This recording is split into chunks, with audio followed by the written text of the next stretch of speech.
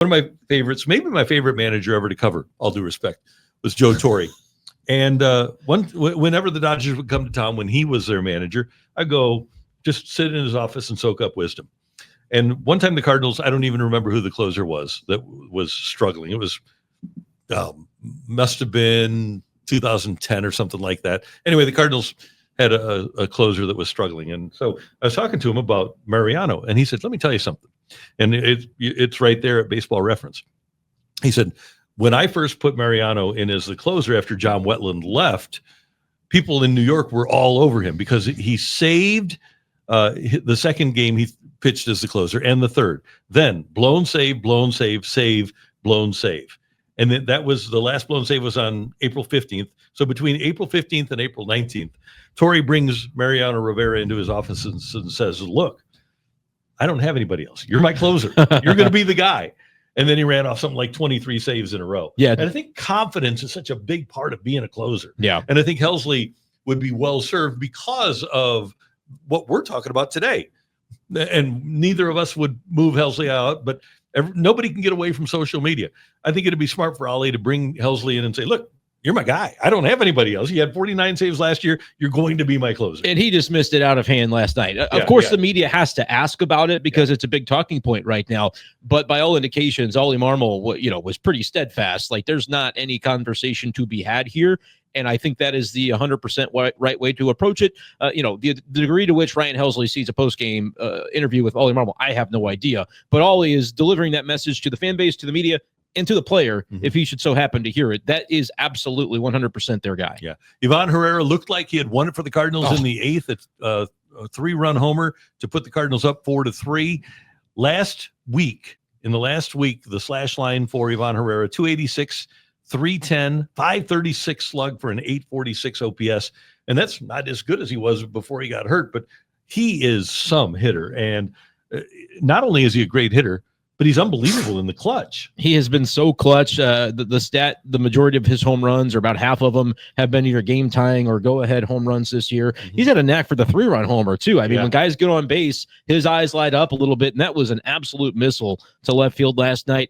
Cardinals, it felt like they were going to steal the game on that. It would have been a heist. Jose Barrios was phenomenal against the Cardinal lineup. They couldn't do anything with him, but we see the Cardinals stick with it, and Ivan Herrera gets a lot of credit there. It's just a shame that it kind of goes to waste. Yeah. Now, Matthew asked this question, and it's a legitimate one.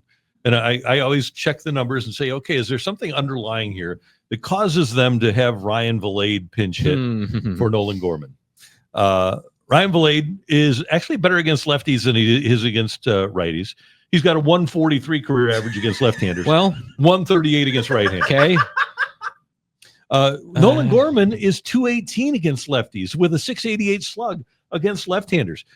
If they're bringing in a lefty, which they did, why not give Gorman runway against left-handed pitchers? I think there was a couple of weeks ago, I forget the series, Gregory Soto was the lefty reliever that Gorman faced. And we remember the way that at bat played out was 2-0 count. All right, you're in there.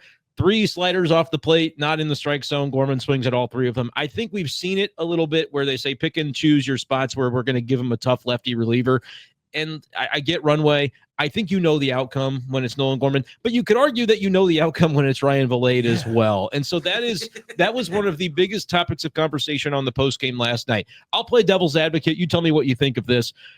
Jordan Walker's on the IL. They bring up Vilade because he's a right-handed hitting outfielder. It was a problem last year in the system to not have any of those. Remember when Walker came up late in the season from Memphis, not to start, but because he was going to be the right-handed hitting outfielder off the bench, which is not even a role that his skill set is conducive to because of his splits. He was actually kind of a reverse splits type of hitter. Anyway, the Cardinals go out and sign Ryan Vilade. They get him in the offseason just to be like an organizational depth piece to fill, hey, we need some right-handed hitting outfielders. He puts together a pretty good year in Memphis, 8-something OPS. Okay, Walker's hurt. Let's bring this guy up because we've got Nathan Church. He's coming up to AAA from AA. You've got Chase Davis is on the way. He'll probably be promoted at some point this summer.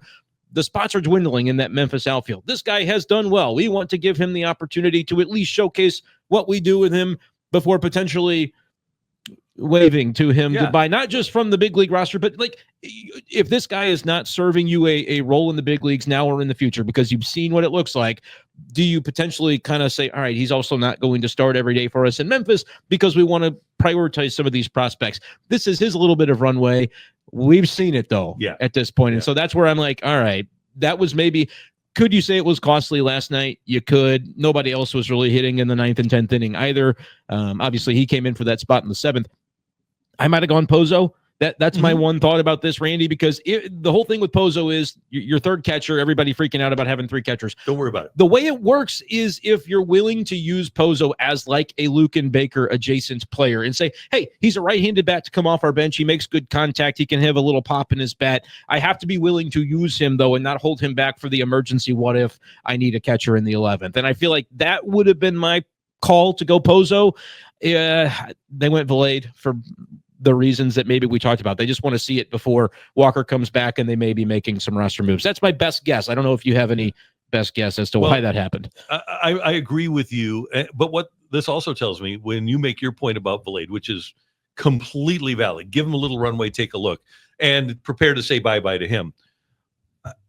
Doesn't Luken Baker have to be in the exact same spot right now? Yeah. For the Cardinals?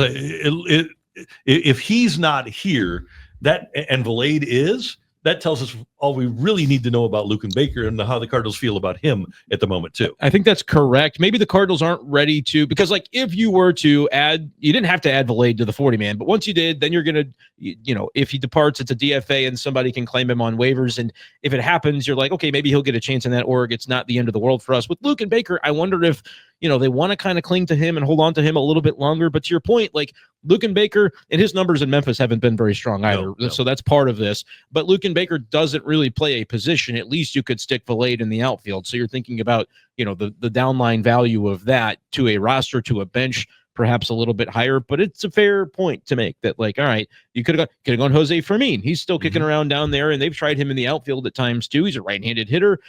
I don't know.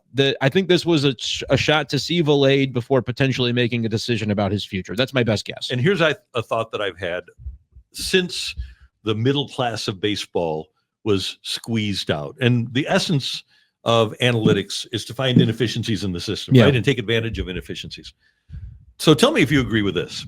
Because that middle class is squeezed out and it's less expensive than it was. And the Cardinals, by the way, tried this with Matt Carpenter, who just couldn't hit anymore.